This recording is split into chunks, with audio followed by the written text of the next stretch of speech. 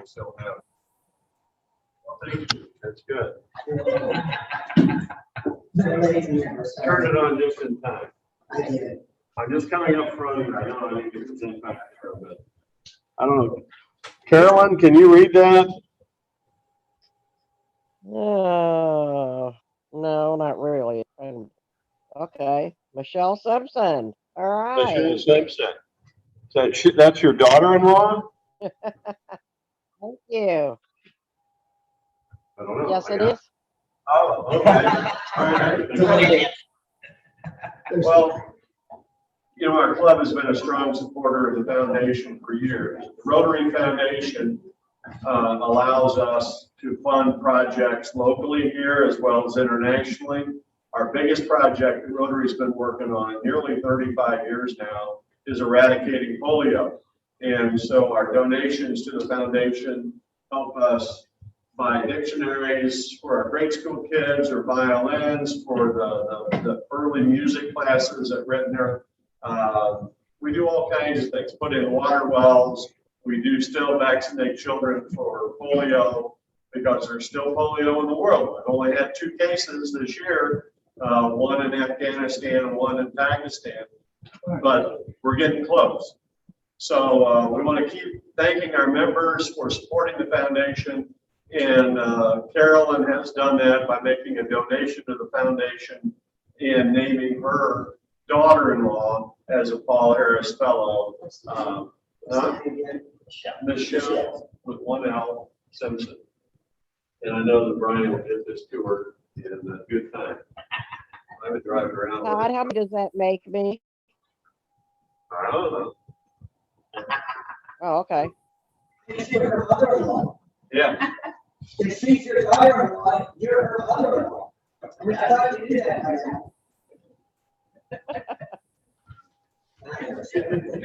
Bob Cordy is the foundation chair, so he can answer all your questions, Carolyn, but maybe not right here on the spot. Okay. Before we chase off our guest speakers, we're lucky Tom hasn't told the joke yet. So, I'd like to introduce our guest speakers, Colleen and Lauren Murphy.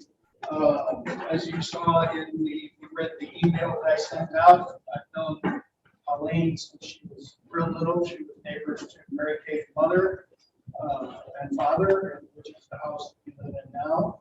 I think her daughter Lauren, and I will not steal any of their thunder, but I think they have an amazing story.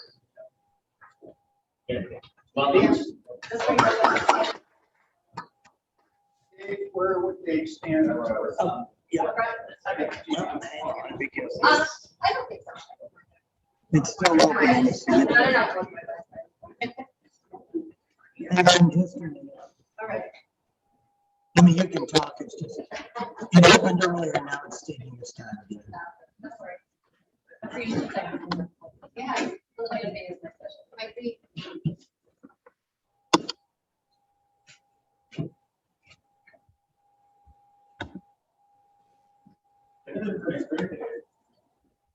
Very peaceful. It is a very peaceful screen. Wyatt is not going back to that, to my. Because it's a computer. Yes, because it chooses not to work now. That's right. You must have been on that. You'll get it. We got confidence. Yeah, I'm sure you do. You might have confidence in me. I'm not sure about me anymore. Why it's not showing my. It's in hiding what's on the screen. Exactly. All right. Don't hack this computer. Stop sharing. Let's go back to this.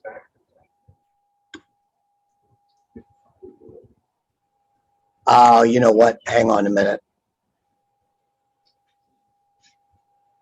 I'm wondering if it, It's like a second screen. that's what I'm thinking. I just have to get to it. I thought I saw it be just like one up there.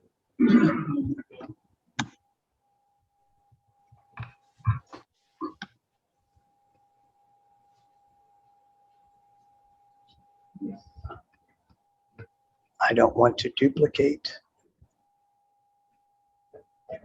There we go. Why is that doing that now? But, okay, can you guys see what's on the screen? Yes, What do you see? What do you see on the screen? we see you in front. You. Okay, that's what I'm afraid of. Okay.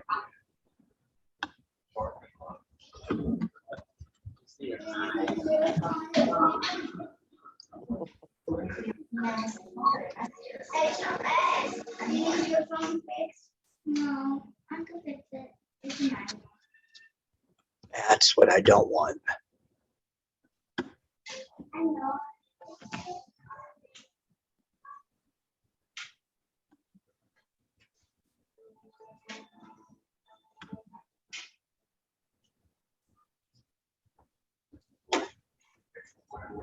No, Yes, no, there was just a react. I'm not sure why it is. My husband. Yes.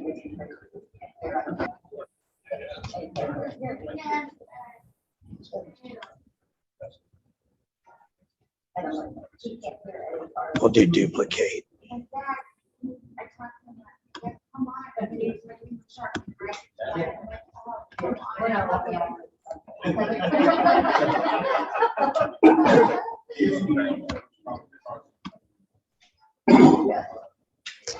For some reason, there we go. Okay, that's good. And then, You still see me, right? Yeah. We still see you. Okay, let's see if this works now. Yeah.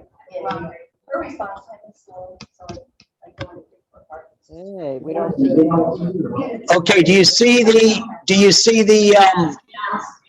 But we still are. Now You the see- opening slide.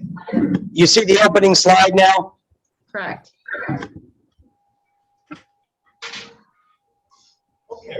All right, perfect. So if my clicker doesn't work, I might have you advance it for me. Sometimes I get that, but. Okay, all right. Are we ready? Ready. Thank you so much for having us here today. Yes, Lauren and I are super excited to have the opportunity to share with all of you, not only the story of her accident, but also her ongoing miraculous recovery.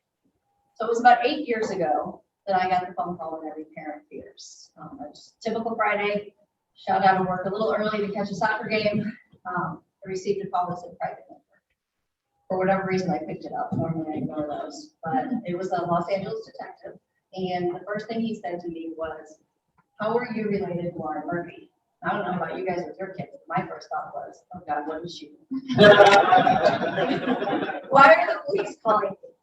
So then my second thought was, she had been involved in an accident. She was just out on a morning run and had been hit by a car.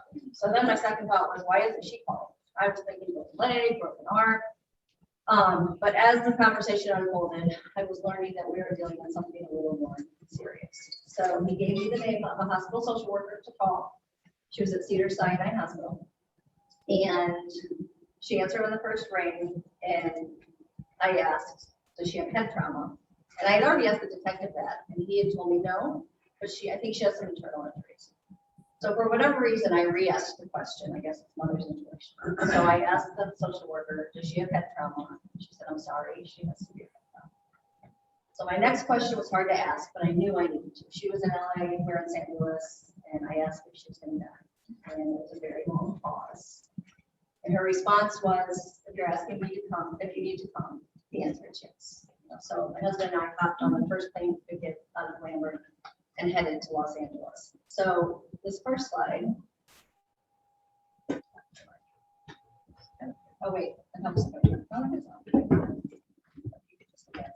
thank you. So this first slide here, this is from the actual police report.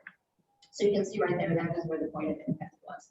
So Lauren was coming this direction, and she made a couple mistakes that day. The first mistake she made was that it was starting to flash. She still had the right of way, but there wasn't much time to get across. She thought she had enough time, but obviously misjudged it. Second mistake was what, Lauren?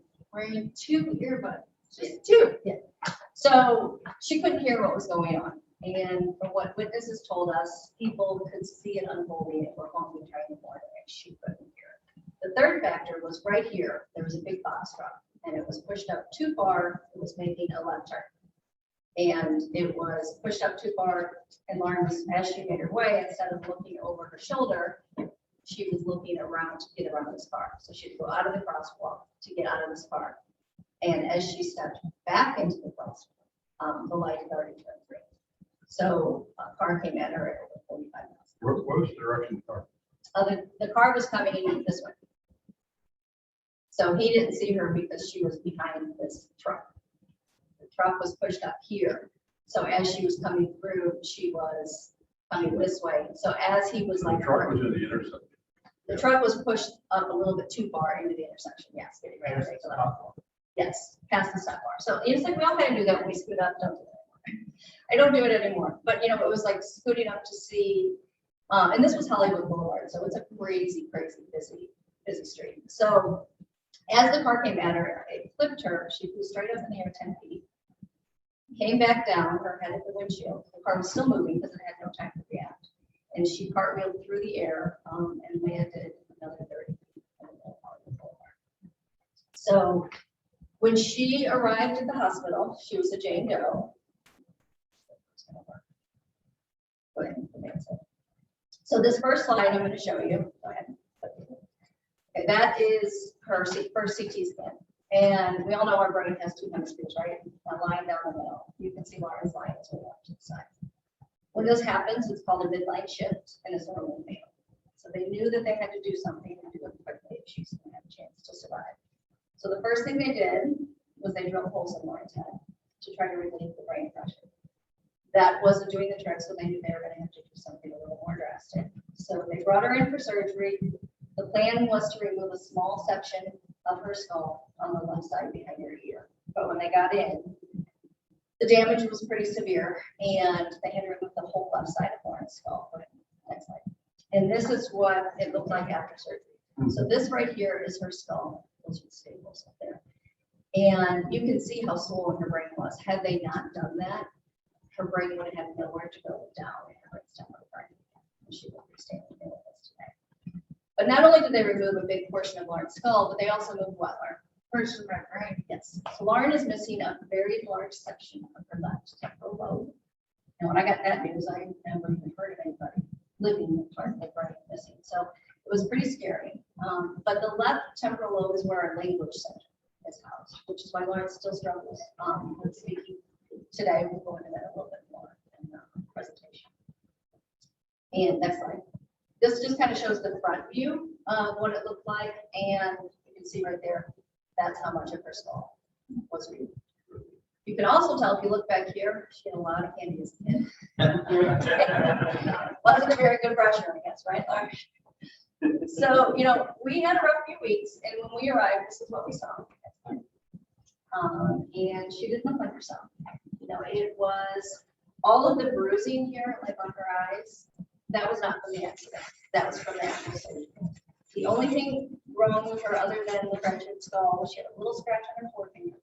Her scapula was broken, but that's kind of like a collarbone. You know, they don't do anything for it, it just kind of heals itself.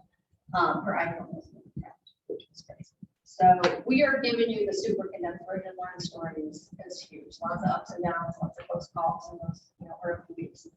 But by the time we were done, Lauren, how many brain surgeries did you have? I had 4. So she ended up with 4 brain surgeries. So a lot of problems arose in the ICU. It was not sailing by any means. But the plan was when they removed the skull, they were going to surgically implant it into her stomach to keep it nourished so they could reattach it. So when I was at Lambert Airport, I got a call. She was out of surgery. They couldn't save her skull. It was too shattered. So, you know, my thought was, yeah, now what? You know, how are we going to replace this someday? So she ended up with a prosthetic skull and did not look anything like what I pictured. So next slide. So this is her brain surgeon holding her skull. How many of you guys have seen the movie Christmas Vacation? Oh, yeah. Okay, so remember that scene where Cousin Eddie's getting ready to slide down the hill and he mentions that he has a plate in his head and every time he uses a microwave, he has an issue. Well, luckily for Lauren, hers is plastic. She can use a the microwave with no problems. So to me, it kind of looks like a cross between an old school hockey mask and the athletic cup, but you know, I'm not gonna argue with that. But it's amazing though that we live, you know, in an age where they have this kind of technology, so that uniform could have herself. Yes.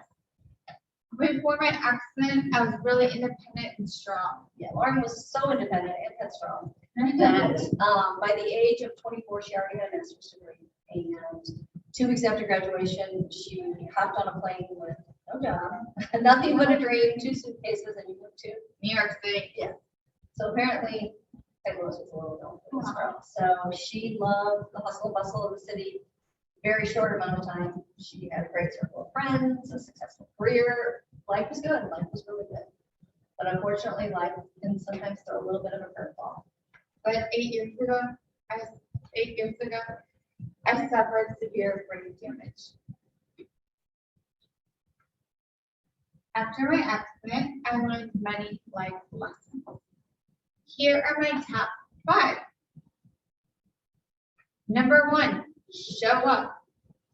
The first lesson is just show up. Easy peasy. So for all of us, first thing you gotta do is just show up. If you're a student, you gotta show up to school. You don't want to be successful in your career, you gotta walk through the doors. You want to be a good Rotarian, you gotta show up to the meetings, right? So for Lauren, next slide, I have a video clip to show you, and this is her first rehab visit, rehab session when she was transferred to the rehab institute. And in this clip, you know, this is about 8 weeks after her accident, so she's still in pretty rough shape. She has no use of her right arm and elbows, stuff like this. There was no damage to the right arm, but the damage was so severe on the left side, the connections went over to her right side. She couldn't move her right leg, she couldn't move her right arm. She's still connected to a feeding tube. She still has a tray, and in this PT session, she's simply just trying to learn how to hold up her head. Lauren, look, your mom's gonna take a picture. Can you look up? Lauren, lift your head up, girl. Lift that head up again. Lift the chin. Lift your head up. Come on. Look up. Come on, you can do it. All right. See your mom. There you go. Keep it up. Keep it up there. Nice job. There you go. Excellent. That right arm is just so stiff. Yeah. Oh yeah, lawsuits. Got a lot more. So on that one too, the sound's not working, which that one doesn't really require sound, but there's a couple clips coming up. The sound should work, but it will. Yes. Right. No worries. It may just need to be turned up. So So some pretty cool people showed up to just support me. So Alex Perangelo invited my family to the Blues playoff game. I'm sure all you guys remember Perangelo, right? So, and we all saw the Blues when they won the Stanley Cup and how they won the little Layla, right? Well, hockey players have really big hearts, and they always have. So back in 2013, Alex somehow found out about Lauren's accident, and reached out to someone that knew us and invited my husband and all Lauren's siblings to a Blues playoff game. It was pretty cool. So about 2 weeks after Lauren's accident, my husband had to fly home. We had 6 other kids. So somebody had to take care of the rest of the kids. And it was pretty cool that he, you know, offered this to them for just a little while. They could forget about what was going on. Next slide. We also had some members of the Cardinals tweeted out get well wishes. We all remember David Freeze and John Jay and members of the broadcasting team. I used to say front office, but my husband told me broadcasters. But what do I know? I think this crowd would probably know if I got this wrong. A lot of crowds, whatever. Broadcasters, front office, whatever. But Lauren's favorite celebrity, Taylor Swift, she came to the hospital to visit me. I slept the whole week. Lauren's brain still needs some time to heal. She was in a coma, but Taylor could not have been more gracious. She gave us a huge donation to fly our family back to LA, which we were able to use many, many times. She also FaceTimed with her siblings at home and could not have been any more gracious. Bonus is that she left her cardigan behind in the hospital, and then she came out and saw last year for cardigan. So yeah, I think that was fake. It was Hanging in my closet. My God, I love it. Sleeves are a little long and short. I know. So, but what was even better than these celebrities and sports figures that showed up for us is like The everyday people. so when we arrived home after how long in the hospital? 127 days in the hospital. We rounded the corner to our subdivision. And over 200 people showed up to support me. So it's really, really important for us to show up for ourselves, but it's even more important to show up for Others. Number 2, find your cheerleader. Everyone needs a cheerleader. Yeah, so all of us from time to time, you know, who's that person we call when something great happens? Who's that person you call when something bad happens? You know, and Lauren's lucky, she's had several cheerleaders throughout her recovery with my son. This right here shows her dad, first day of rehab, just simply wiping the saliva from her chin. She could not hold up her head, so she also couldn't control swallowing. This other picture is a few weeks later, actually a couple months later, and she's in a harness, getting ready to relearn the skill of walking, getting ready to walk the hall. There's a harness attached to the ceiling. He's got on the Murphy Stone Foot t-shirt, bracelet, and he's cheering her on to victory. Okay, next slide. Okay, so I mentioned before, Lauren has a speech disorder, which is called aphasia. Has anybody heard of aphasia here? Yeah, that's actually a lot compared to normally when we speak. And aphasia is common. 67% of people who have had a stroke have aphasia. It's caused by damage to the brain. It's more common than Parkinson's. It's more common than MS. But one of the reasons most people have never heard of it is because it's very isolated, and people with aphasia tend to just kind of withdraw and stay home because it affects every area of communication. And you know, it makes it hard to understand, speak words. Reading and writing skills are often lost. Some people struggle with numbers. A lot of people have just trouble finding their words, but they can understand everything. Lauren's an overachiever, so she said all forms. But for her, it's not because of damage to the brain, it's because that piece is gone. Yeah. So, Lauren, can you explain what it's like living with aphasia? I feel angry and frustrated, and aphasia is so hard. It's so hard. So this next clip I'm going to show you, this is one of our if it doesn't work, what you can do, what we've done in the past, is put the microphone next to the computer. Sometimes that will make it sound. But in this clip that we're going to show, this is a year and a half after Lauren's accident. So progress was slow, and she is at an aphasia center in St. Petersburg, Florida. And they only take 3 patients at a time, and they gear each program to the individual person.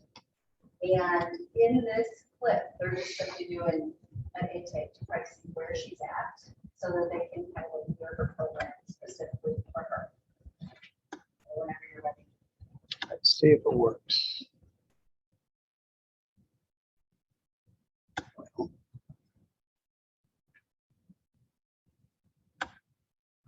Sitting there spinning, but not wanting to do anything. You have to hit play first. Let me what?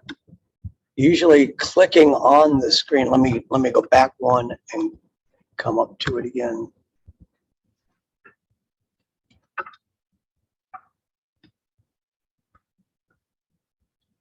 There should be like on the PowerPoint, there should be like a little play button at the bottom of that slide. Let's see, give me just a It second. should automatically go in advance. Move this out of the way. Hang on a sec. Sorry about that. Oh, you're fine. Mother of 7 is no big deal. Share sound. Where's Lauren? Second of the summer. And we only have one more. One boy, 7 kids. Tell us this. Oh, it's Not his his fault, it's perfect. Yeah, he was the kid. He was the 6th, so he was definitely. He was second to last. Yeah. He was home this weekend. He had a cold. Like, we've got the break, I can't do it. I don't care if it's good. But I would say, why do you take my time to recover the building? Because I've never seen that when people are actually walking. Exactly. Good point. So let me back out of that for a minute Okay. and let's see if it'll pick it up. See if I can just get to it this way.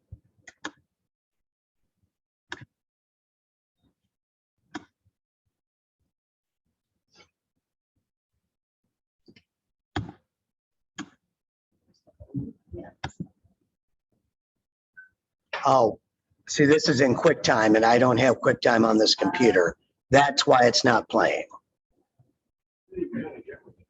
I know, sorry.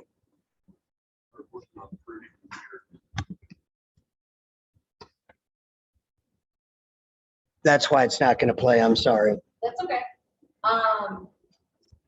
Did we switch to my computer or would that not work because of the camera? The Zoom would not pick up on it. Well, you know, what if I play the sound on the computer? And then That would then you work. can hear that. Some of these, like the first one, I know this is something about. And I can actually put that. Microphone on top.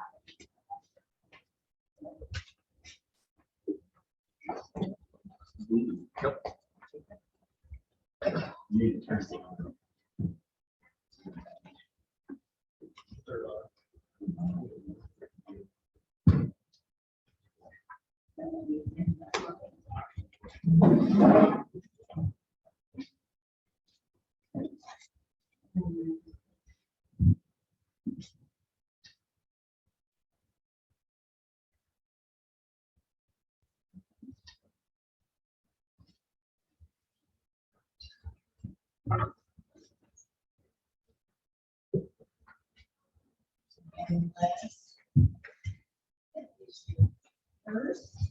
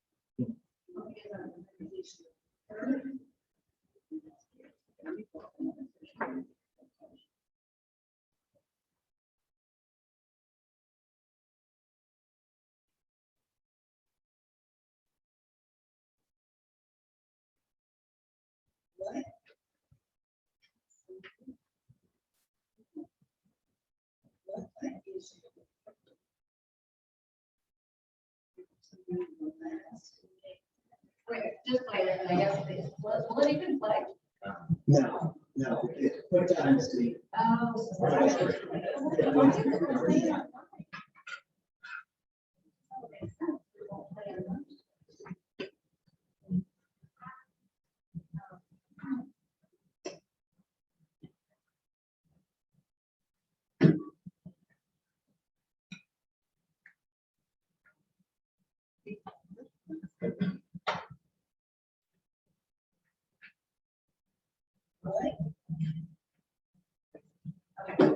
We're just gonna pretend that it makes it stop. Okay, so she asked her what her first and last name is.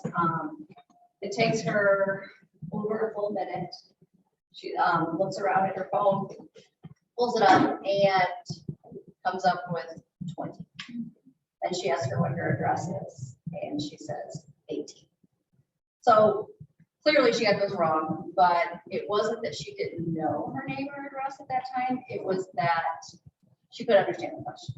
So when we talk to high school, we always say, imagine if you went to take your ACT and it was in Mandarin and you had, your intelligence was gauged on how well you did on this test. And that's what it's like for people living with aphasia. You know, people tend to look at you like you're not intelligent because you can't respond to simple questions. But she just can't understand it. And, you know, things are, you know, still not perfect. That's why I'm up here with her. It's not on my bucket list. Yeah, here I am. But they're so much better, and they are getting better all the time. Okay, just keep going. Go ahead, next slide. So I put this slide in here because I think whenever something happens to a family member, the attention is always on the child that is sick and the caregivers. But sometimes other people are overlooked in the family and they're just as important. And Lauren, who are these people? It's Sam, Shannon, Maggie, Ryan, Aaron, Kelsey, and myself. Yeah. So, Lauren. yeah, myself. And so, you know, these are kind of the unsung heroes. You know, these are the people that, you know, kept me going, and friends of ours that kind of lifted them up and cheered extra loud at soccer games and our absence and cross country meets and all of that good stuff. And, you know, this 404 here, that's just a little taste of mother's guilt. And that's one day I counted the amount of days that I lived out of state over a 2-year period, trying to start back together. So the baby, this one at the time was 11. So it was really, really hard being away from them. And, you know, they took it in stride. I'm sure it wasn't easy. My husband was in charge of school supply shop, so they got whatever they wanted. So there was some perks, you know, the pantry was full of little Debbie's, that was for dinner. But, you know, they survived and, you know, pick up some love away. My son also noticed that 404, that's like the error message you get on pages and stuff. It's like, kind of funny, not so we're appreciating, I'm like, whatever. Go ahead, next slide. Number 3, kindness is free. It does not cost money to be kind. Yes, so, you know, that's something we definitely learned, you know, people were so kind to us, you know, people that we didn't even know.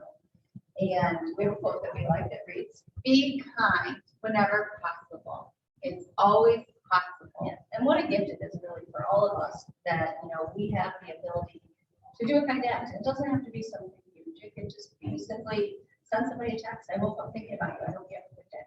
You know, I mean, imagine starting your day like that. That's the first thing you see. And we had, you know, so many kind acts done to us. So when we speak at some of these big corporate events, we ask, you know, what's the kindest thing anyone's ever done?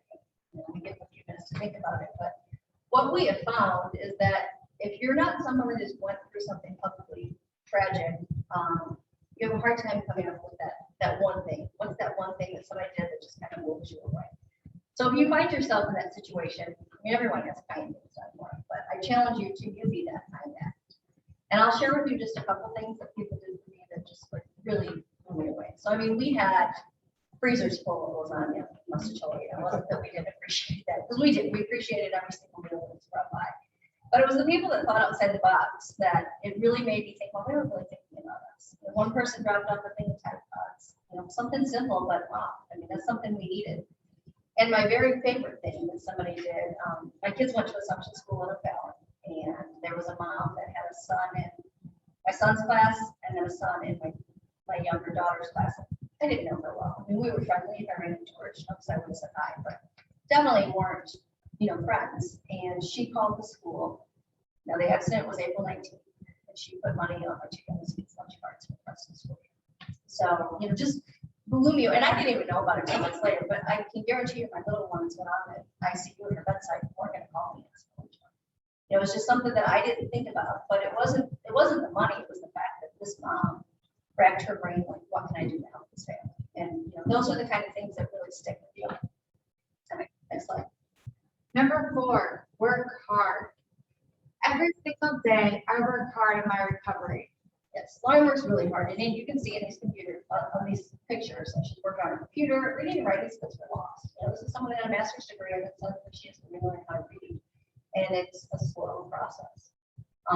She's working on her computer, doing some of her Asia homework, she's writing in her journal, filling up her medication cassettes for the week, and that's not easy. Those are some big words. And you know how many pills do you take a day? 22 pills a day. And so she takes a lot of medication, which is hard for anybody to keep track of. Now imagine doing that with brain damage. You know, so we have a pretty good check and balance system where she fills it, I check it, we brief check it. And most of those are for seizures. And unfortunately, you know, that's just part of the process with brain injury. She's very susceptible to seizures, but she does her part by taking her medication on time, exercising, maintaining a healthy lifestyle, but sometimes those seizures still sneak in there. Yeah. And she really treats her recovery like it's a full-time job. But unfortunately, she also treats shopping as full-time job. So our point is, you know, work really hard in everything you do, but, you know, make sure you have some downtime for yourself too. Maybe find a less expensive hobby than this from. Next slide. So one thing that we, you know, really drove home for Lauren was to believe in yourself, believe in yourself. I will get my words back. Yeah, so you guys have all heard of vision boards, right? So a couple years ago, we printed out, I will get my words back, hung it all over her room. She has it on her desk sink, right where she brushes her teeth. She has it right next to her iPad where she does her speech homework. And it's, there's 3 parts. She has to look at it. She has to envision herself fluently again. She has to put the work in, and she has to believe in herself. And again, I challenge you guys. No, but we're never too young or too old for a goal. If there's something that you want, write it down. Set a reminder on your phone. Have it send it to you a certain time every day. Keep your eye on it. And you'll be surprised where you are 6 months from now, 1 year from now, 2 years from now. Okay, next slide. Number 5, never give up. This is so important. Never give up. Yes, so the next slide, it's a video, but obviously it's not the show. But you can see in the picture, it's in rehab. She's on a harness. Her arm is so twisted at this point. It went from here to like up here, stuck like this. You can barely see her fingers coming through.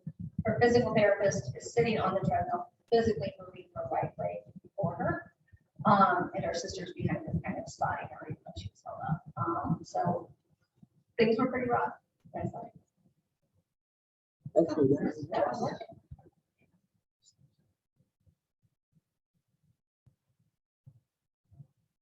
So that's so the next clip here, this is a little less than a year later. She's at the Rehab Institute of Chicago, and people that work with the neural population know they're not the easiest population to work with.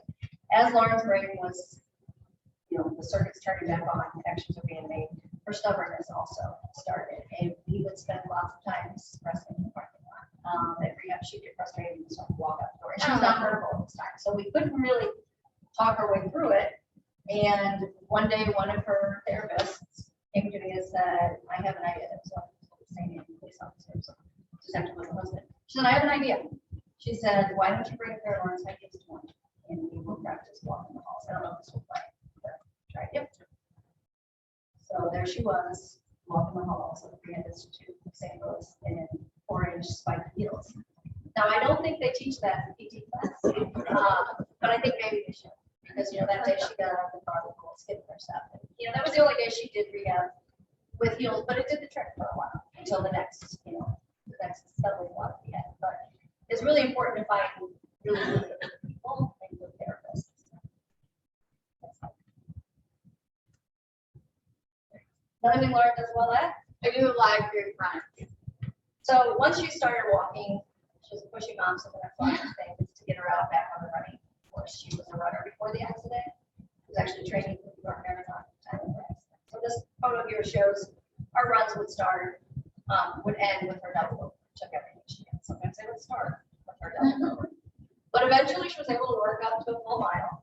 Her time for that mile, your average pace was 21 minutes and 47 seconds.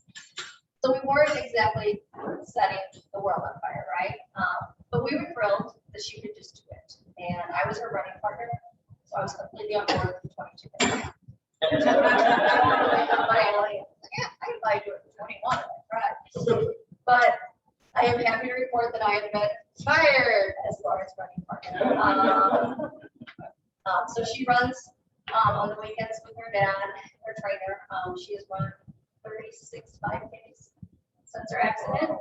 Her average pace is 10 minutes to mile. Yeah, so she's really just, average for her age group.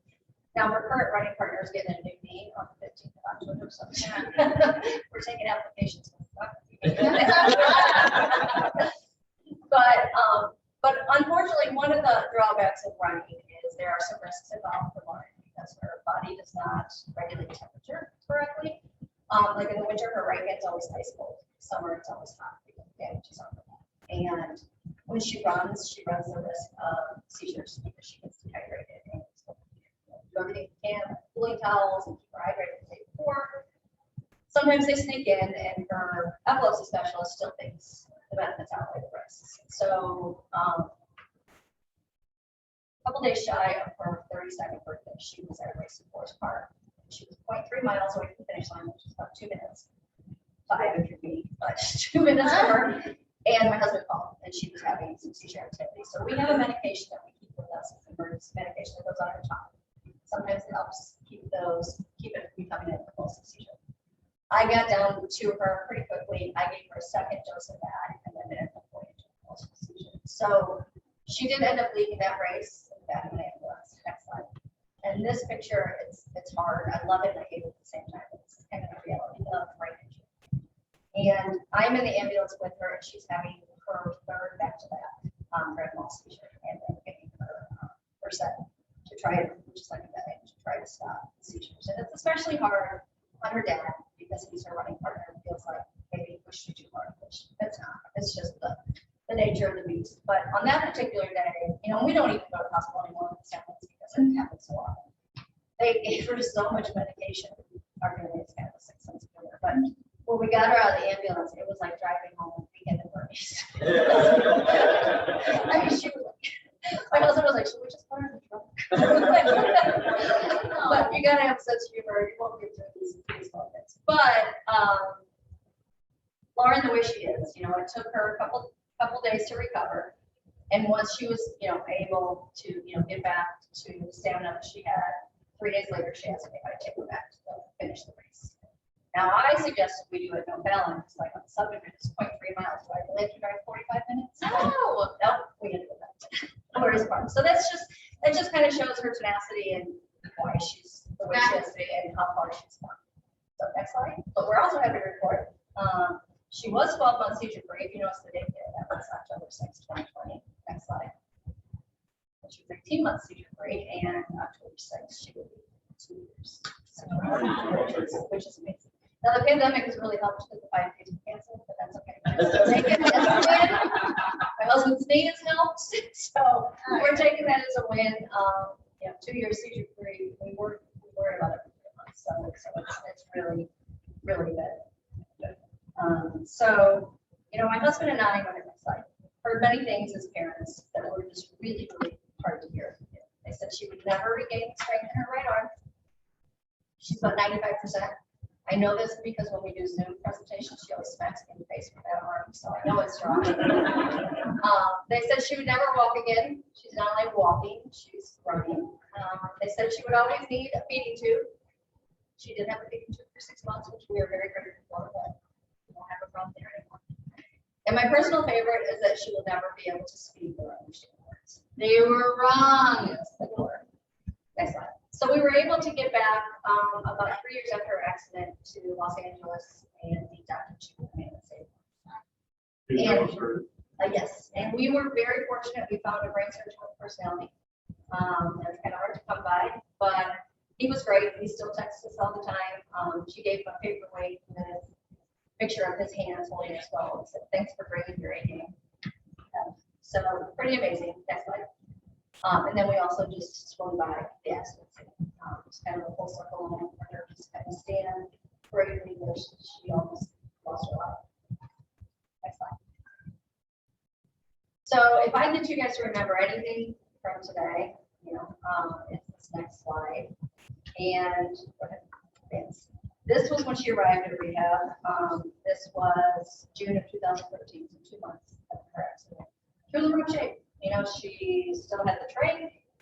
She was not hooked to anything anymore, but she still had it because I needed suction. She couldn't move her arms and legs. She had to be moved from a sling. She didn't know who we were. She didn't know where she was. She didn't even know who she was. She was basically just on all signs pointing into maybe a future in nursing home. We just had to have faith in the professionals we had in front of, and her tenacity and power of prayer. And it's like 1 month shy of 6 years later, she stood in front of 3,000 people and delivered mentally blessed. So if I would have showed you guys these 2 images, would you have thought that was the same? Now, granted, she's a redhead here. Her secret was out when they shaved her head. But I mean, she doesn't. So, you know, when things are tough, when we all go through tough times, you know, just remember these 2 images. You know what I can do? You know, it is kind of mind over matter. So, Lauren, let's recap the 5 lessons. Of course. 1, show up. 2, find your cheerleader. 3, kindness is free. 4, work hard. Work hard. 5, never give up. Never give up. So Lauren has a big social media presence. Next slide. If you guys have Facebook, you can find her on Lauren Recovery page. She likes every comment, every share, every, all of that. Every other handle is at Turkeys Don't Quit. So YouTube, Twitter, and Instagram. So Instagram and Facebook are probably where we put most of our stuff. We also have a website, which is turkeysdon'tquit.com. You can also find lots of videos on there that show her recovery from start to finish. Also, because nobody wants speakers, she wants to get down speaking. She thinks she needs to give up it. And she does this. Didn't realize how busy we're going to be. But you can find it there. Also, next slide. Also exciting that I have a book that's going to be released October 5th, which also happens to be her birthday. The publisher said, pick a Tuesday in October. That's Lauren's birthday. We also have, my publisher will also allow me to sell author copies early if I see them. So I did bring some today if you guys are interested. If not, if you want to think about it, it's available on free sale on Amazon, all those good things. But I'm really proud of it. It is, when Lauren had her accident, I tried to get my hand on every type of brain injury book I could to learn. I either read like a medical dictionary or somebody had a severe concussion and couldn't remember what they had for dinner last night. And that just really wasn't what I was looking for. So I really hope that my book offers some hope for others dealing with nothing but brain injury, just anything tough. I also kind of throw my husband under the bus a lot, so it's funny. Which he's great. It was in a loving way, but he is kind of the butt of my jokes sometimes. So it's funny and sad, it's hopeful, and I'm really proud of it. So in closing, I have a little 3-minute video that will place, and this shows kind of just the recovery from start to finish. Sounds how we're going to do it. You'll get the gist of it.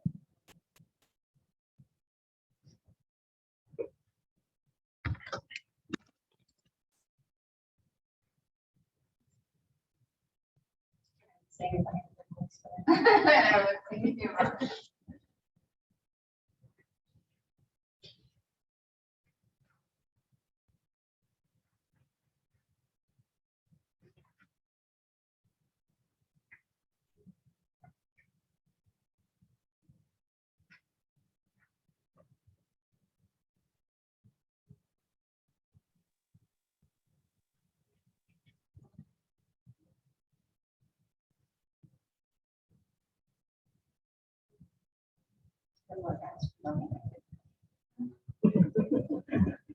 Her response, I feel slow, so I'm even sorry.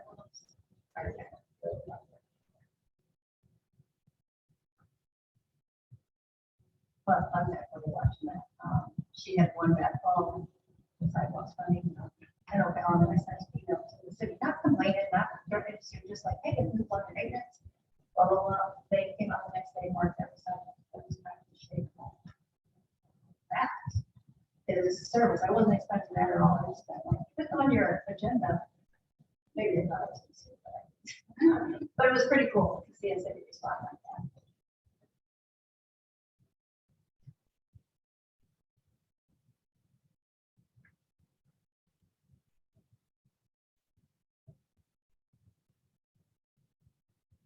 So for us too, it's important that Lauren still has life experiences.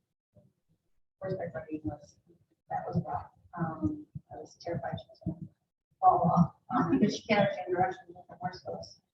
It was off. But we found there's so many disabled programs all over the country. We did disabled ski this year, and she skied before the accident. And then we're doing disabled surfing as well. And then she works out with disabled athletes.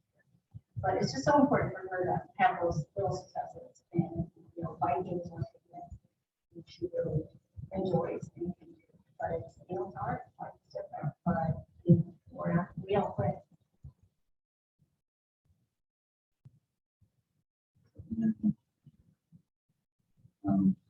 One of your daughters is doing good, right? Yes, During that whole the time, oldest. Yeah. where I got to see a lot of that story. Yeah. A lot of Oh yeah, we had, oh gosh, we are like over 800,000 views on our Karen Bridge, and we haven't even, like, we only release it once a year, like maybe once a year, but I mean, the network of support we got. It helps that we had so many kids that soccer teams, that Girl Scout groups, that were making girls more. But, it was amazing. Your house better? Is that- Sam, Okay. yeah, yeah, and it was fantastic. She did an incredible job. She has humor Yes, and. Yeah. But she also. yeah, she did, but, and then Kelsey took Lauren's spot in the New York Marathon and ran on a number. And this was right after, the accident happened a week after Boston Marathon. Security was real tight. So just picking up Lauren's packet was tough because it was under Lauren's name. Because Kelsey was too young for it. Run the New York Marathon. So when Kelsey soccer coach was like, you should call ESPN. I'm like, absolutely not. I don't want anybody to know it. So we always tease her. Who's the youngest in the marathon. So, but it was really, really cool. Does anybody have any questions? Anything? Sorry, I kept you guys. Oh, very good.